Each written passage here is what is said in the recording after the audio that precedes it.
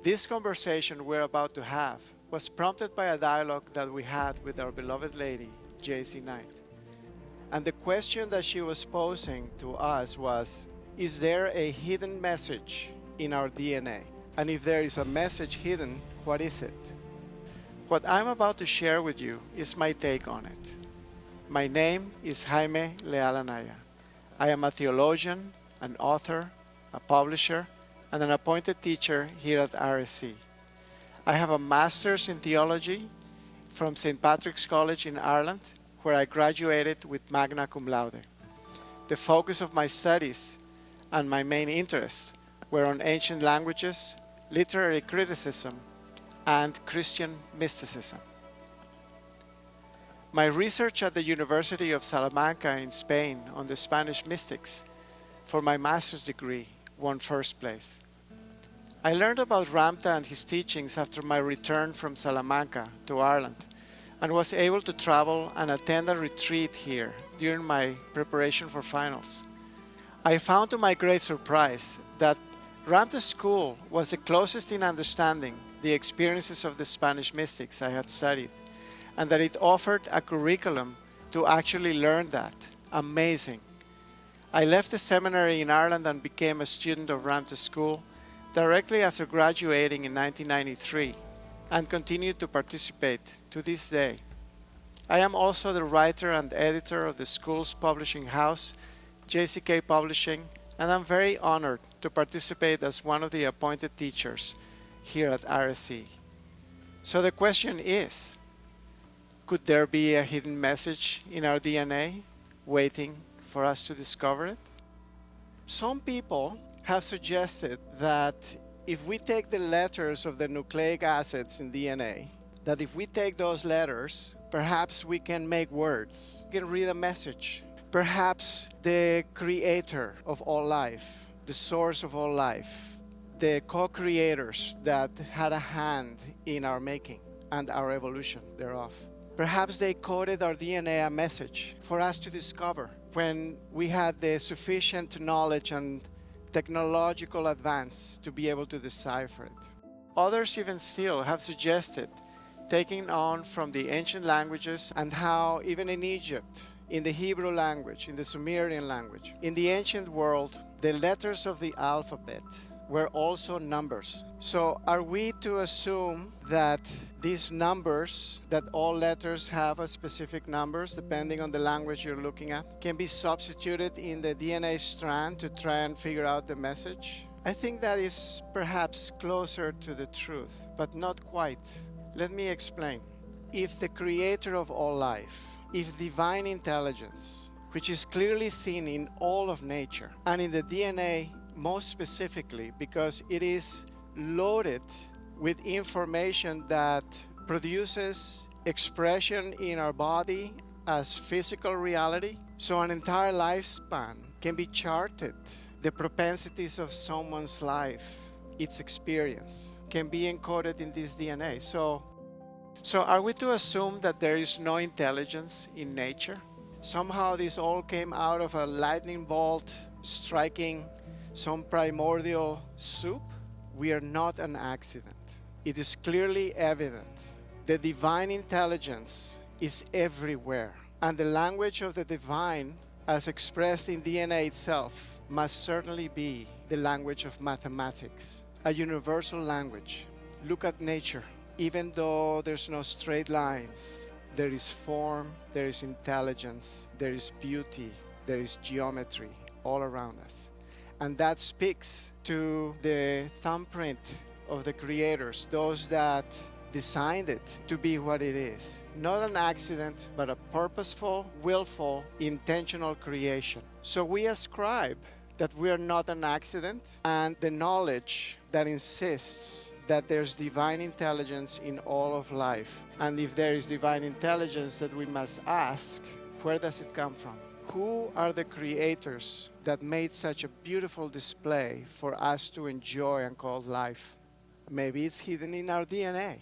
So if we look at DNA, when looking at the pairs of bonds of the nucleic acids that compose the double helix strands of different combinations of adenine and thymine, cytosine and guanine, the nucleic acids. They just go on and on and on in different combinations. But if you look at the chemical bonds and the structure of this molecule, each one of these nucleic acids, you'll be very surprised. The pairs have geometric shapes.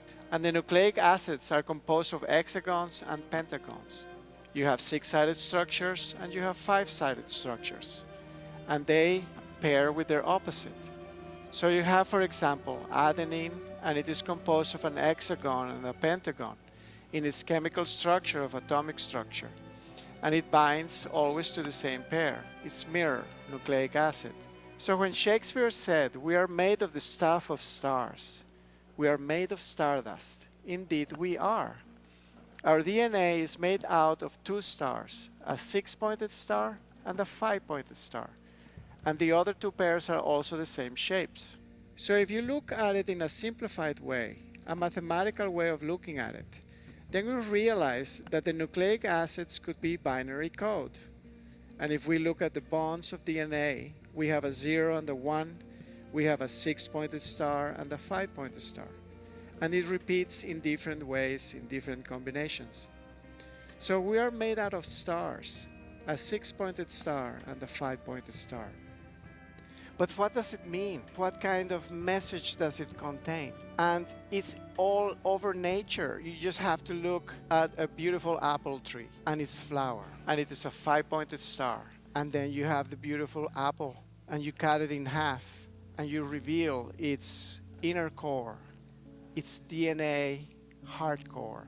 And it also is a 5-pointed star. From Christianity, even Christ himself says, in the book of Revelation 22:16, "I am the bright morning star," which was always exemplified pictographically as a 5-pointed star. We see the 5-pointed star used everywhere as one of the most precious and sacred symbols around the world, as in the American flag and the military insignia of the great men and women of this country who continue to fight for all of us for the right to life, freedom, and the pursuit of happiness. And anyone with a little bit of intelligence can just go out for a walk in nature, in spring perhaps, and look all around and see how nature itself is built on this beautiful geometry. It has nothing to do with evil. So the 5-pointed star is one of the beloved stars here at Ramtha School of Enlightenment that has been here for now over 4 decades, and it is still going under the leadership of Ramtha, the Enlightened One, and our beloved lady, the channel, J.C. Knight. We have the 5-pointed star as a symbol of Christ within everyone, as a symbol of God, the divine, alive in its creation, in all life. And the other star that we have here, by direction of Ramtha himself, is the 6-pointed star, which is also popularly known as the Star of David. It is made out of 2 triangles, one pointing up and one pointing down, as the famous words, ancient words, from the emerald tablet that Ramtha came to remind us of, as above, so below, as within, so without. Thus we have 2 stars, and we are investigating as to what can they mean, and why are they all over nature and in our DNA, which is the thumbprint of life, our human life. What is the message hidden there? What could it possibly be? And if the gods who created this DNA left us a message easy to discover, they would most likely imprint it in the language of mathematics and geometry as we explained. So the understanding of the 5-pointed star, it's a very interesting geometric shape, because if you stare at it, if you attempt to stare at it, it's always moving. It can't stand still. In contrast to a square, which is solid, it represents the tangible reality because it's solid, it's set, it's immobile, it's laying, resting. But you add one more element, the 5th element, a 5th dimension to it, and the square now becomes a 5-pointed star, and now it can't stand still, it is motion. Where a triangle or a square are in a resting state, the 5-pointed star draws us into its center, the invisible axis of movement in its center, the invisible, the divine, if you wish, the hidden point, the hidden dimension that is outside of the dimension, outside of the lines of the 5-pointed star, its center core. You will find that the star represents very eloquently and elegantly motion. So the star is closer to representing the divine, the observer in us, the one that gives meaning and animation and life to what it observes. As now it has become a science in quantum physics, no longer a theory, is proven fact. Quantum physics, the science of observation interacting with mass, the observer effect.